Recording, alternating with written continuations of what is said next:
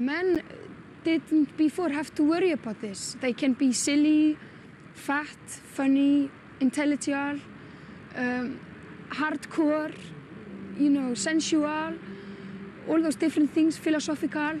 But with women, they always have to be feminine, feminine, feminine. And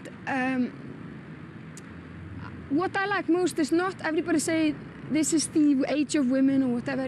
I think this is bullshit, I just like to see women who can be characters and can be themselves.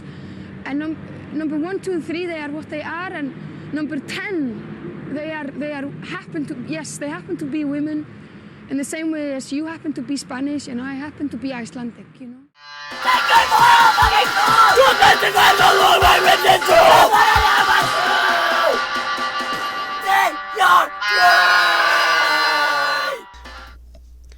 I have the unique experience of having been both a woman and a man at different times in my life. I'm now both simultaneously. I have worked for years to feel comfortable expressing myself as who I am, authentically, and the Michigan hardcore scene has, for the most part, been a huge aid in that process. Some of the times that I've felt happiest and safest have been at Billa's Beatdown Bunker, sweating to death in a crowded basement while loud music hits my unprotected eardrums.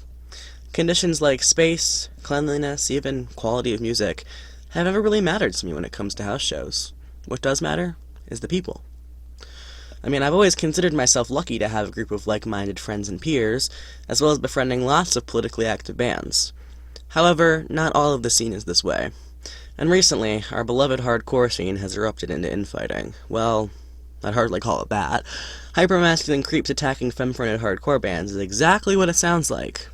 Sexism. It's a huge issue in America currently, but it's especially disheartening to see members of a community that should be centered around radical acceptance turn around and disrespect anyone who is perceived as different or a threat. It's even more upsetting to see the amount of people I know who are in solidarity with these sexists, or who don't cut all ties with them. It has always been so easy for me to just unfollow someone whose beliefs oppose mine. Why isn't it easy for you guys?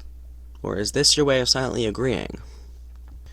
It's important to remember that hardcore is, and should be, a safe space for all. If your show is not a safe space for every race, every gender, every sexuality, younger people, people who are addicts, people who are immigrants, people who are disabled, people from all different walks of life than you, it is not a safe show at all, and it is not a good show. At the recent Femmes to the Front show in Detroit, there were bands providing pregnancy test strips, Narcan, informative zines, all forms of helpful mutual aid. I wouldn't expect to see this at any event that I would label a bro show, a show dominated by mostly cisgender white men.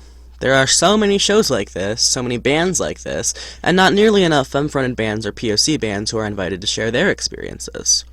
I was extremely disappointed with the Tied Down 2026 lineup, and I know many other people were too.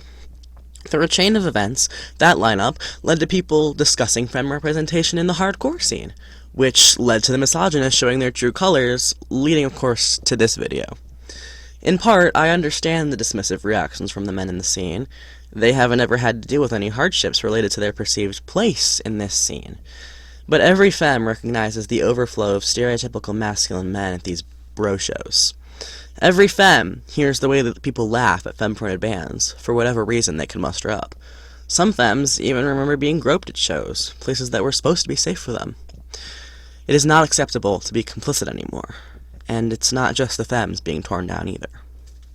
There's a really great video by Andrew Lee discussing white supremacy in modern-day metal culture, particularly in the Bay Area, and another by Brutus Bathory and Mike Seatown about some of the history surrounding white supremacists and metal bands.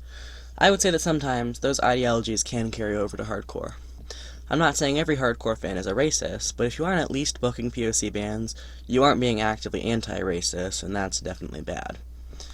I've had black friends come to me with concerns about going to hardcore shows for fear of the scene being white-dominated, for fear of not feeling safe.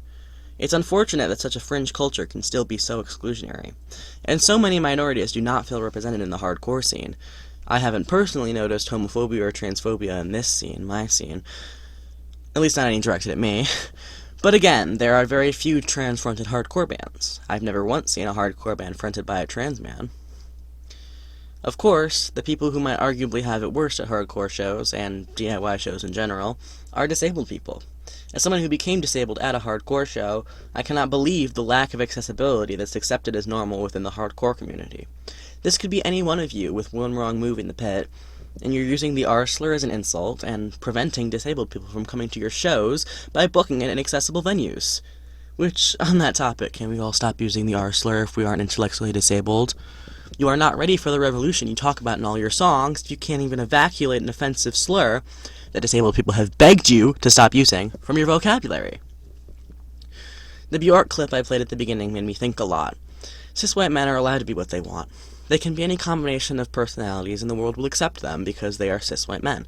But women are expected to be feminine, and if they are put into boxes of expectations of what femininity is supposed to be. Femmes decide what femininity is supposed to be. People of color decide what their identity means to them. Queer people decide what queerness means to them. And disabled people don't get to decide their disability, so we all have to work for them. Just as the cis white men in the hardcore scene need to work to abolish the internal barriers that they have that prevent them from radical acceptance. Or, in my opinion, just regular acceptance. So many of these marginalized identities overlap, and hardcore Michigan is quickly becoming divided. It's important to remember that femmes, people of color, disabled people, and queer and trans people are the backbone of this scene, always have been, and are the ones keeping the scene safe. Connect with your show peers. Listen to them. Make your shows a place where they feel seen, heard, comforted, accepted, allowed. Any extra effort is always worth it. Thank you for watching. I cannot tell you that it's better than the